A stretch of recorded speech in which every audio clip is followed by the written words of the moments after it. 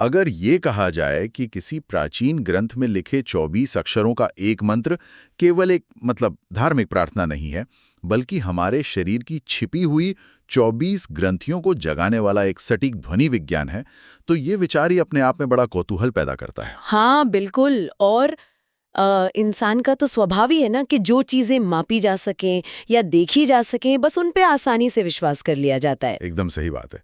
जैसे दीवार पर लगा स्विच दबाया और बल्ब जल गया। कारण और परिणाम बहुत ठोस होते हैं।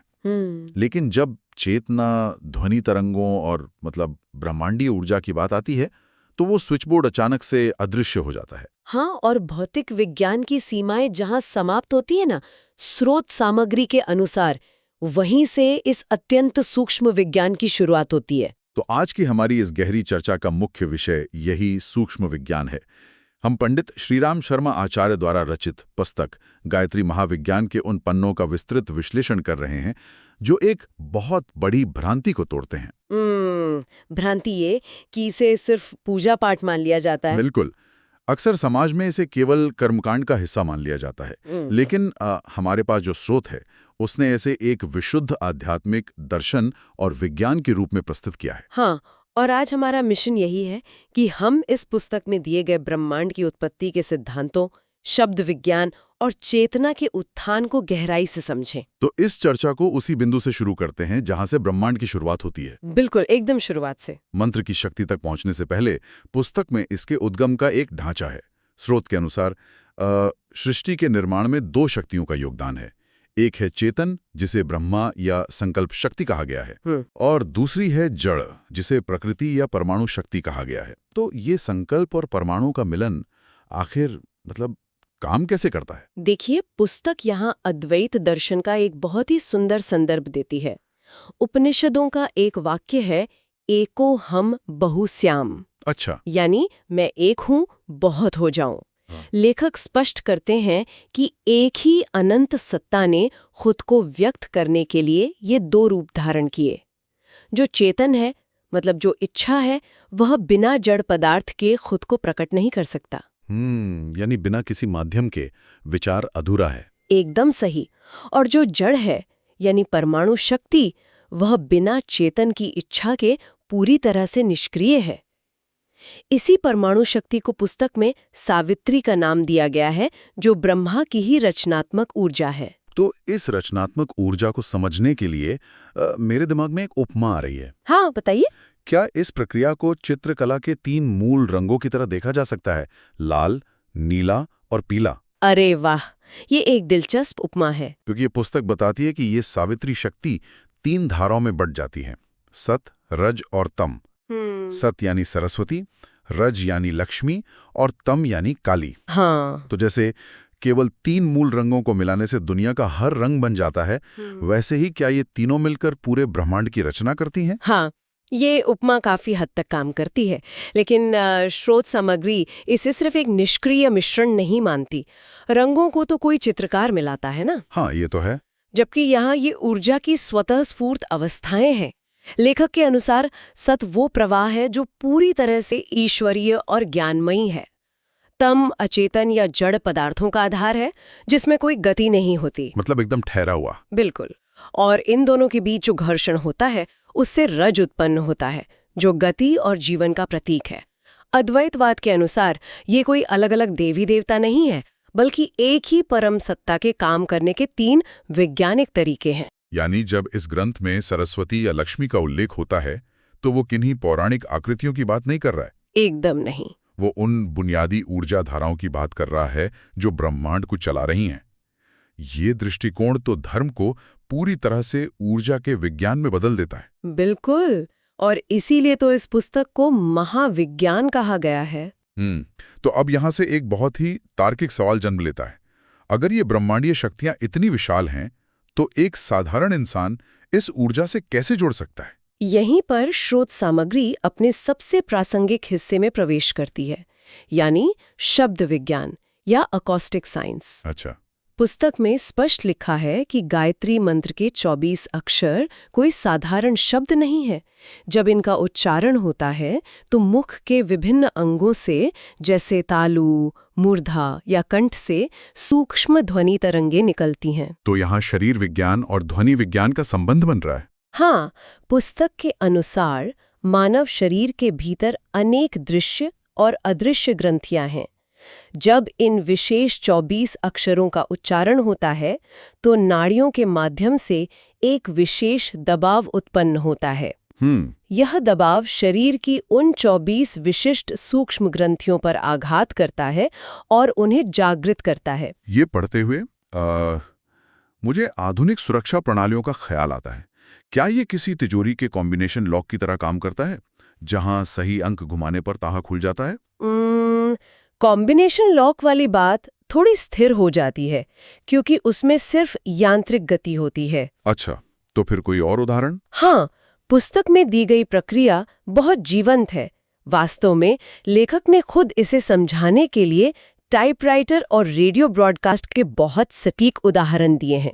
वो कैसे? जैसे जब कोई व्यक्ति टाइपराइटर की एक विशेष कुंजी दबाता है तो एक निश्चित तार पर खिंचाव आता है और कागज पर अक्षर छप जाता है। हाँ, बिल्कुल। इसी तरह जब मुख से कोई विशेष ध्वनि निकलती है तो वो नाड़ी तंत्र रूपी टाइपराइटर की किसी विशिष्ट कुंजी को दबाती है। अरे वाह! और स्रोत में इन ग्रंथियों के नाम और परिणाम भी बहुत विस्तार से बताए गए हैं। जैसे पहला अक्षर तापिनी ग्रंथि को स्पंदित करता है, जिससे सफलता का गुण आता है। बिल्कुल। एक सफला ग्रंथि है जिससे पराक्रम आता है। मतलब उच्चारण करने वाला हवा में शब्द नहीं फेंक रहा, वो अपने ही शरीर के भीतर एक कीबोर्ड बजा रहा है। सही कहा। और बात सिर्फ शरीर तक सीमित नहीं है। यहाँ आकाश तत्व या ईथर का सिद्धांत समझना जरूरी है। आकाश तत्व? हाँ, स्रोत कहता है कि ध्वनि कभी नष्ट नहीं होती। जैसे पानी में कंकड़ फेंकने से लहरें उठती हैं, वैसे ही सही उच्चारण से एक स्वर लहरी उत्पन्न होती है जो पूरे ब्रह्मांड में फैल जाती है। ये तरंग ब्रह्मांडीय शक्तियों से टकराती है, उनके गुण सोखती है और फिर वापस लौटकर इंसान को प्रभावित करती है। लेकिन यहाँ मेरा एक संदेह है। अगर ये पूरी तरह से ध्वनि और नाड़ी तंत्र का यांत्रिक विज्ञान है, तो क्या सिर्फ मशीन की तरह उच्चारण कर लेना काफी है? मतलब आप पूछना चाह रहे हैं कि... मेरा मतलब है कि अगर मैं किसी कंप्यूटर या फोन पर एकदम परफेक्ट फ्रीक्वेंसी में मंत्र बजा दूं, तो क्या वो भी मेरी ग्रंथियों को जगा देगा? ये बहुत ही बढ़िया सवाल है और लोग अक्सर यहीं चूक जाते हैं। स्रोत सामग्री इस मशीनी दृष्टिकोण को सिरे से खारिज करती है। अच्छा, तो मशीन काम नहीं करेगी? नहीं, क्योंकि पुस्तक में श्रद्धामय विश्वास की अनिवार्यता पर बहुत बल दिया गया है। ध्वनि तरंगे तो सिर्फ एक गाड़ी की तरह हैं, लेकिन उन्हें जो गति और दिशा मिलती है ना, वो व्यक्ति की चेतना, एकाग्रता और भावना से मिलती है। बिल्कुल। बिना भावना के बोला गया शब्द उस वेग से आकाश तत्व में जा ही नहीं सकता। यानी चेतना ही वो एम्पलीफायर है जो ध्वनि को ब्रह्मांड तक पहुंचाती है। बिल्कुल। और यही बात इसे सिर्फ एक मशीनी प्रक्रिया होने से बचाती है। ये समझना बहुत जरूरी था। तो अब जब ये साफ हो गया कि ये ऊर्जा कैसे काम करती है, तो इसका अंतिम उद्देश्य क्या है? स्रोत बहुत सरल शब्दों में कहता है कि मनुष्य के दुखों के 3 ही मूल कारण हैं: अज्ञान, अशक्ति और अभाव। अज्ञान, अशक्ति और अभाव। हाँ, अज्ञान मतलब मानसिक दुर्बलता या भ्रांतियां। अशक्ति मतलब शारीरिक और आत्मिक रूप से कमजोर होना कि आपको पता तो है क्या सही है, पर करने की ऊर्जा नहीं है। और अभाव मतलब संसाधनों की कमी। एकदम सही। पर अक्सर समाज में लोग सोचते हैं कि मंत्र का जाप किया और रातों रात चमत्कार हो जाएगा, कहीं से धन बरसने लगेगा। हाँ, ये बहुत आम गलतफहमी है। लेकिन ये पुस्तक इस जादुई सोच को नकार देती है।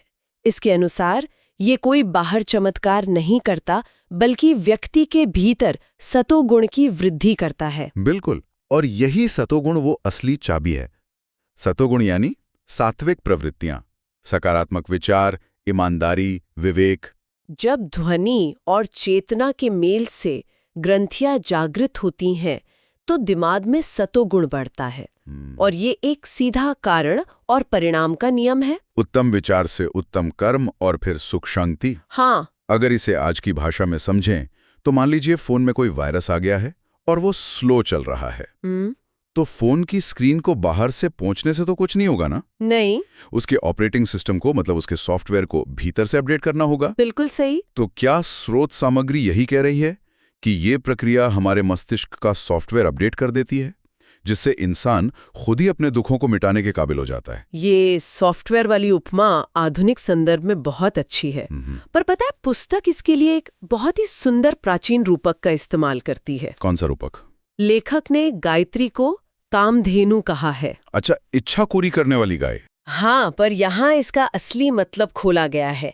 ये कामधेनु बाहरी चमत्कार से इच्छा पूरी नहीं करती, बल्कि व्यक्ति के भीतर सद्बुद्धि जगा देती है। सद्बुद्धि मतलब सही समय पर सही निर्णय लेने की क्षमता। एकदम सही। जब सतोगुण से सद्बुद्धि आती है तो सबसे पहले अज्ञान रूपी अंधकार मिटता है, इंसान को अपनी कमजोरियां दिखने लगती हैं।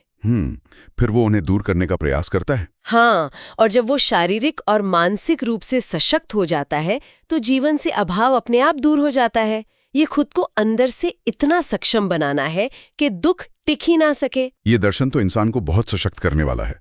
अब इस चर्चा के सबसे गहरे हिस्से की ओर चलते हैं। हाँ, बताइए। मंत्र के शुरुआती शब्द भूः भुवः स्वः, आमतौर पर लोग इन्हें पाताल, पृथ्वी और स्वर्ग जैसे 3 लोक मान लेते हैं। ये बहुत ही सामान्य व्याख्या है, लेकिन गायत्री महाविज्ञान इसकी बहुत व्यवहारिक व्याख्या देता है। ये कोई भौतिक स्थान नहीं है, बल्कि ये जीवन जीने के 3 स्तर या मानसिक अवस्थाएं हैं। हाँ, स्रोत में ये बहुत प्रभावशाली तरीके से लिखा है। भू का मतलब है आत्मज्ञान, ये जानना कि मैं कौन हूँ। बिल्कुल। भुवा का मतलब है कर्मयोग, दुनिया से भागना नहीं बल्कि अपने कर्तव्य पूरे करना। और स्वः का मतलब है स्थिरता, मतलब सुख दुख में मानसिक संतुलन बनाए रखना। और अगर आप इसे मंत्र के अगले हिस्से से जोड़ें, तत्सवितुर्वरेण्यम भर्गो देवस्य धीमहि, तो तस्वीर पूरी साफ हो जाती है। कैसे? इसका उद्देश्य हाथ जोड़कर किसी बाह्य देवता से कुछ मांगना नहीं है। इसका उद्देश्य उस ईश्वरीय प्रकाश को, जिसे भर्गो कहा गया है, अपनी अंतरात्मा में धारण करना है, ताकि हमारी बुद्धि सन्मार्ग पर चले। एकदम सही। यहाँ एक बहुत सूक्ष्म दार्शनिक बात उभरती है। पुस्तक को पढ़कर ऐसा लगता है कि ईश्वर कोई दूर आसमान में बैठा शासक नहीं है, बल्कि ईश्वर हमारे ही भीतर मौजूद चेतना का सबसे शुद्ध रूप है। क्या साधना का लक्ष्य इसी प्रकाश को पहचानना है? आप बिल्कुल सही निष्कर्ष पर पहुंचे हैं। यही वही अद्वैत दर्शन है जिसकी बात हमने शुरू में की थी। पुस्तक में एक बहुत सटीक उदाहरण है। क्या उदाहरण है? जब आग के दहकते अंगारों पर राख जम जाती है तो बाहर से न रोशनी दिखती है न गर्मी, पर जैसे ही हवा का झोंका राख को उड़ाता है, आग फिर से दहक उठती है। अच्छा, तो इस उपमा में वो राख हमारा अज्ञान है? बिल्कुल। हम सबके भीतर वो ईश्वरीय ज्योति पहले से है।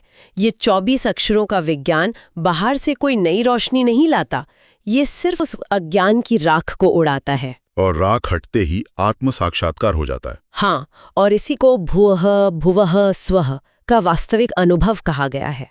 तो अगर इस पूरी चर्चा को समेटा जाए तो ये स्पष्ट है कि ये पुस्तक सिर्फ कर्मकांडों की किताब नहीं है, ये ब्रह्मांड और मानव शरीर का एक गहरा दस्तावेज है। निसंदेह इस पुस्तक ने प्राचीन ज्ञान को आधुनिक तर्कों पर कसकर एक संपूर्ण विज्ञान के रूप में प्रस्तुत किया है। हमने देखा कि कैसे सृष्टि की उत्पत्ति हुई, कैसे 24 अक्षरों को चारण ग्रंथियों को जगाता है और कैसे ये हमारे सॉफ्टवेयर को अपडेट करके दुखों को काटता है। और ज्ञान को सिर्फ किताबों तक नहीं रखता, उसे जीने का तरीका बना देता है। बिल्कुल। अब इस चर्चा को समाप्त करने से पहले इसी ध्वनि विज्ञान से जुड़ा एक विचार मुझे बहुत सोचने पर मजबूर कर रहा है। कौन सा विचार? देखिए, अगर ये मान लिया जाए कि इन 24 अक्षरों के सटीक उच्चारण में इतनी प्रचंड वैज्ञानिक शक्ति है, इतनी शक्ति कि वे हमारी ग्रंथियों को जगा दें, चेतना की फ्रीक्वेंसी बदल दें, हाँ, तो रोजमर्रा की जिंदगी में हम जो अनगिनत शब्द बोलते हैं, बिना सोचे समझे, गुस्से में या नकारात्मकता में, वे भी तो ध्वनि तरंगे हैं ना। अरे, ये तो बहुत बड़ा सवाल है। हाँ, वे शब्द हमारे सूक्ष्म शरीर और हमारे आसपास के लोगों पर कैसा अदृश्य प्रभाव डाल रहे होंगे। अगर 24 अक्षर अज्ञान की राख हटा सकते हैं, तो क्या हमारे रोज के कटु शब्द हमारे ही सिस्टम में वायरस नहीं डाल रहे होंगे? बिल्कुल डाल रहे होंगे। क्या हम वास्तव में अपने शब्दों की ऊर्जा के प्रति सचेत हैं? शुरुआत में हमने अदृश्य स्विचबोर्ड की बात की थी। अब यह स्पष्ट है कि मुख से निकला हर शब्द एक स्विच है। कौन सा स्विच दबाया जा रहा है, इस पर हम सभी को विचार करना चाहिए।